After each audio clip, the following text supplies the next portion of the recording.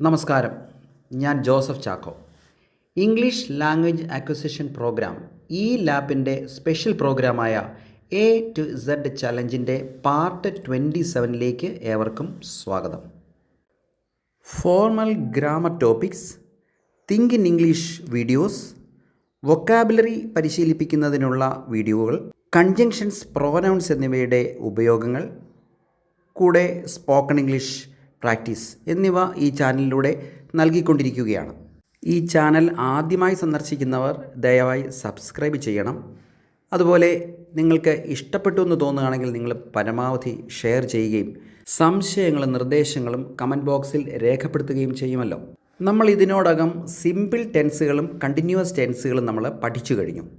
നമ്മൾ പുതിയ ഒരു ടോപ്പിക്കിലേക്ക് കടക്കുകയാണ്, പെർഫെക്റ്റ് ടെൻസസ്. അതിൽ തന്നെ ആദ്യം നമ്മൾ പഠിക്കാൻ പോകുന്നത് പ്രസൻറ്റ് പെർഫെക്റ്റ് ടെൻസ്. ഞാൻ എപ്പോഴും പറയാറുണ്ടല്ലോ, ഒരു ടെൻസിൻ്റെ പേര് കേട്ട് ആരും ഭയപ്പെടേണ്ട. ആ ടെൻസുമായി ബന്ധപ്പെട്ട എല്ലാ കാര്യങ്ങളും നമ്മൾ പറയുമ്പോൾ ആ ടെൻസിൻ്റെ പേര് മാത്രം നമ്മൾ എന്തിനു ഒഴിവാക്കണം? സെൻറ്റൻസിൻ്റെ പാറ്റേണും കൺസ്ട്രക്ഷനും പഠിക്കുന്നതോടൊപ്പം തന്നെ ആ ഒരു കൺസ്ട്രക്ഷൻ്റെ പേര്, പരമ്പരാഗതമായി നൽകി വരുന്ന പേര് നമ്മൾ മനസ്സിലാക്കിയിരിക്കുന്നത് ഏറ്റവും ഉചിതമാണ്. അതുകൊണ്ട് മാത്രമാണ് ഞാൻ ഫോർമൽ ഇംഗ്ലീഷിൽ ഒരു സെൻറ്റൻസ് കൺസ്ട്രക്ഷന് പറയുന്ന പേര് നിങ്ങളോട് പറയുന്നത്. പ്രസൻറ്റ് പെർഫെക്റ്റ് ടെൻസ് മനസ്സിലാക്കാൻ ഇത്തിരി ബുദ്ധിമുട്ടുള്ള ടെൻസാണ്. പക്ഷേ നിത്യജീവിതത്തിൽ പ്രസൻറ്റ് പെർഫെക്റ്റ് ടെൻസ് ഒഴിവാക്കിക്കൊണ്ട് ഒരു സ്പോക്കൺ ഇംഗ്ലീഷ് ഇല്ല.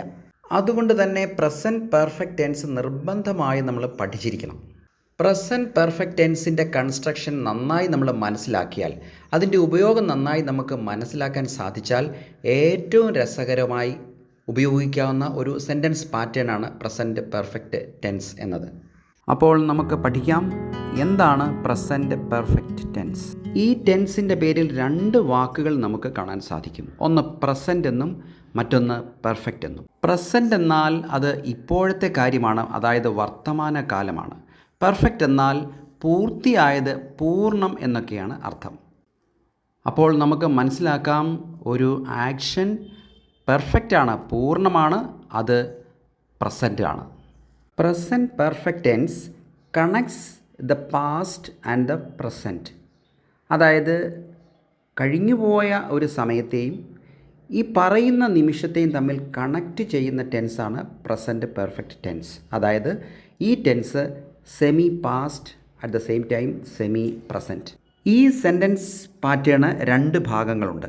ഒന്ന് പ്രവൃത്തി ചെയ്തു പൂർത്തിയാക്കി എന്ന ഒരു ഭാഗവും, അതോടൊപ്പം തന്നെ പ്രവൃത്തിയുടെ റിസൾട്ട്, അതിൻ്റെ ഫലം, അല്ലെങ്കിൽ പ്രവൃത്തി തന്നെയും ഈ പറയുന്ന സമയത്തും തുടരുന്നു എന്ന ഒരു ഭാഗവുമുണ്ട്. മുൻപ് എപ്പോഴോ ചെയ്ത ഒരു പ്രവൃത്തിയുടെ ഫലം നിലനിൽക്കുന്നിടത്തോളം കാലം അത് പ്രസൻറ്റ് പെർഫെക്റ്റ് ടെൻസാണ്. പ്രവൃത്തി എപ്പോൾ ചെയ്തു എന്നതിനെ സംബന്ധിക്കുന്ന യാതൊരുവിധ സമയ സൂചനകളും ഈ ടെൻസിൽ ഉണ്ടായിരിക്കുന്നതല്ല. ഇനി നമുക്ക് ഈ ടെൻസിൻ്റെ ഫോർമേഷൻ അഥവാ സ്ട്രക്ചർ എങ്ങനെയെന്ന് മനസ്സിലാക്കാം. ഇംഗ്ലീഷിലെ എല്ലാ സെൻറ്റൻസുകളിലും ഏതെങ്കിലും ഒരു ഓക്സിലറി വെർബിൻ്റെ സാന്നിധ്യം ഉണ്ടാകുമെന്ന് ഇതിനോടകം നമ്മൾ പഠിച്ചു കഴിഞ്ഞു. ഓക്സിലറി വെർബിൻ്റെ ഉപയോഗവും നമ്മൾ പഠിച്ചതാണ്. ഒരു സെൻറ്റൻസിനെ നെഗറ്റീവ് ആക്കുവാനും ആ സെൻറ്റൻസിനെ ക്വസ്റ്റ്യൻ ആക്കുവാനും ഓക്സിലറി വെർബ് അത്യാവശ്യമാണ്. ഈ ടെൻസിൽ, അതായത് പ്രസൻറ്റ് പെർഫെക്റ്റ് ടെൻസിൽ ഉപയോഗിക്കുന്ന auxiliary verbs has or have ആണ്.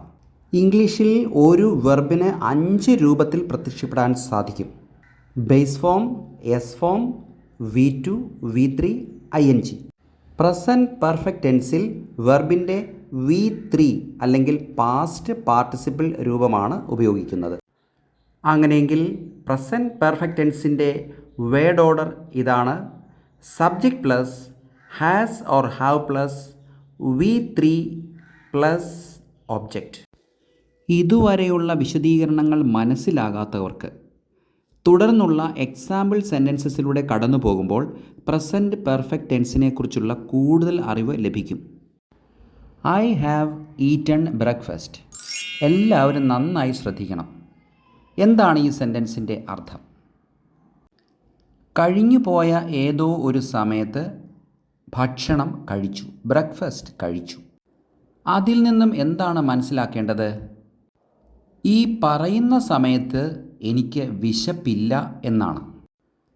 ഭക്ഷണം കഴിച്ച ആ സമയം മുതൽ അടുത്ത വിശപ്പ് ഉണ്ടാകുന്നതുവരെ ടെൻസ് പ്രസൻറ്റ് പെർഫെക്റ്റ് ആയിരിക്കും.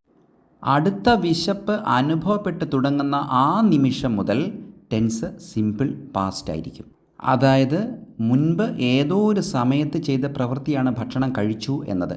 ആ ഭക്ഷണം കഴിച്ചു എന്ന പ്രവൃത്തി ഈ പറയുന്ന സമയവുമായി ബന്ധപ്പെട്ടിരിക്കുന്നു. ഭക്ഷണം കഴിച്ചതിൻ്റെ ഇഫക്റ്റ് ഇപ്പോഴും നിലനിൽക്കുന്നുണ്ട് എങ്കിൽ ടെൻസ് പ്രസൻറ്റ് പെർഫെക്റ്റ് ആയിരിക്കും.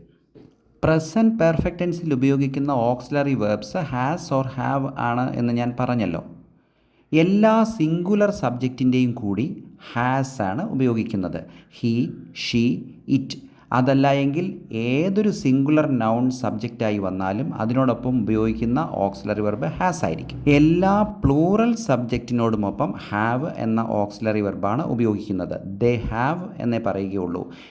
Teachers have, students have, doctors have, ഇങ്ങനെ പ്ലൂറൽ സബ്ജക്റ്റിനോടൊപ്പം ഹാവ് ആണ് ഉപയോഗിക്കുന്നത്.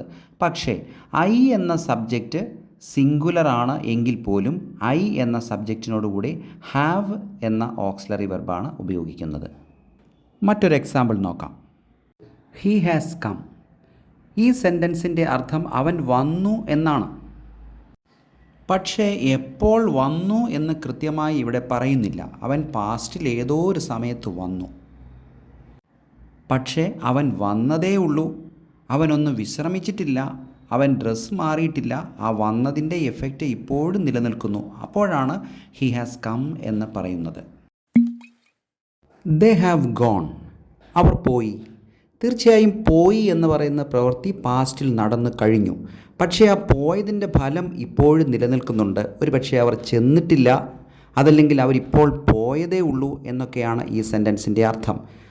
ഇനി നമുക്ക് ഒരു പ്രസൻറ്റ് പെർഫെക്റ്റ് സെൻറ്റൻസിനെ എങ്ങനെ നെഗറ്റീവ് ആക്കാം, എങ്ങനെ ക്വസ്റ്റ്യൻ ആക്കാം, എങ്ങനെ നെഗറ്റീവ് ക്വസ്റ്റ്യൻ ആക്കാം എന്ന് പഠിക്കാം. They have completed their work. അവരവരുടെ പണി പൂർത്തിയാക്കി. എപ്പോൾ പൂർത്തിയാക്കി എന്ന് ഇവിടെ പറയുന്നില്ല. അവർ അവരുടെ പണി പൂർത്തിയാക്കി. ഈ സെൻറ്റൻസിനെ എങ്ങനെ നെഗറ്റീവ് ആക്കാം? അവർ അവരുടെ പണി പൂർത്തിയാക്കിയിട്ടില്ല. They haven't completed their work. Have they completed their work എന്ന് ചോദിച്ചാൽ അത് ക്വസ്റ്റ്യനായി. അവർ അവരുടെ പണി പൂർത്തിയാക്കിയോ? ഹാവിനോടുകൂടി നോട്ട് ചേർത്ത് ഹാവിൻ ദേ കംപ്ലീറ്റഡ് ദെയർ വർക്ക് എന്ന് ചോദിച്ചാൽ അവർ ഇതുവരെ അവരുടെ പണി പൂർത്തിയാക്കിയില്ലേ എന്ന ചോദ്യമായി മാറും. You have forgotten me. നീ എന്നെ മറന്നിരിക്കുന്നു. ഈ മറന്നു എന്ന് പറയുന്ന പ്രവൃത്തി അവിടെ പൂർണ്ണമാണ്. പക്ഷേ എന്ന് മറന്നു എന്നൊരു സമയം കൃത്യമായി അവിടെ പറയാൻ സാധിക്കുന്നില്ല. പക്ഷേ ആ പ്രവൃത്തി പൂർണ്ണമാണ്. ഇപ്പോൾ മനസ്സിൽ ഈ വ്യക്തിയുടെ രൂപം ഇല്ല. You have forgotten me.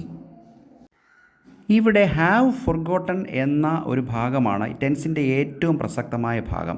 Have എന്ന് പറയുന്നത് ഒരു ഓക്സിലറി വെർബാണ്. ഫോർഗോട്ടൺ എന്ന് പറയുന്നത് ഫോർഗെറ്റ് എന്ന് പറയുന്ന വെർബിൻ്റെ V3 അല്ലെങ്കിൽ പാസ്റ്റ് പാർട്ടിസിപ്പിളാണ്. അപ്പോൾ യു ഹാവ് ഫോർഗോട്ടൺ മീ എന്ന് പറഞ്ഞാൽ നീ എന്നെ മറന്നിരിക്കുന്നു. ഇതിൻ്റെ നെഗറ്റീവ് നമുക്ക് എങ്ങനെ പറയാം? You haven't forgotten me. ഇതുവരെ ഈ പറയുന്ന നിമിഷം വരെ നീ എന്നെ മറന്നിട്ടില്ല. ഇനി അതൊരു ചോദ്യമാക്കിയാലോ? Have you forgotten me. നീ എന്നെ മറന്നുപോയോ?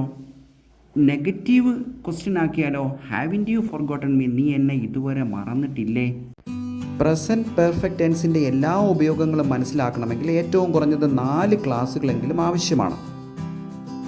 ഈ ക്ലാസ്സിൽ പറയാത്ത മറ്റു ഉപയോഗങ്ങളും പ്രസൻറ്റ് പെർഫെക്റ്റ് ടെൻസിനുണ്ട്.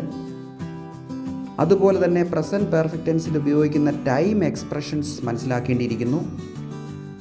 തുടർന്നുള്ള ക്ലാസ്സുകളിൽ ഇതെല്ലാം നമുക്ക് പഠിക്കാവുന്നതാണ്. അതുകൊണ്ട് ഈ ക്ലാസ് നിങ്ങളെല്ലാവരും കൃത്യമായി കാണുകയും നോട്ട് കുറിക്കുകയും മനസ്സിലാക്കുകയും പഠിക്കുകയും ചെയ്യുക. ഈ ടെൻസിൻ്റെ തുടർച്ച എന്ന നിലയ്ക്ക് അടുത്ത ക്ലാസ്സിൽ നമുക്ക് വീണ്ടും കാണാം. Till then bye.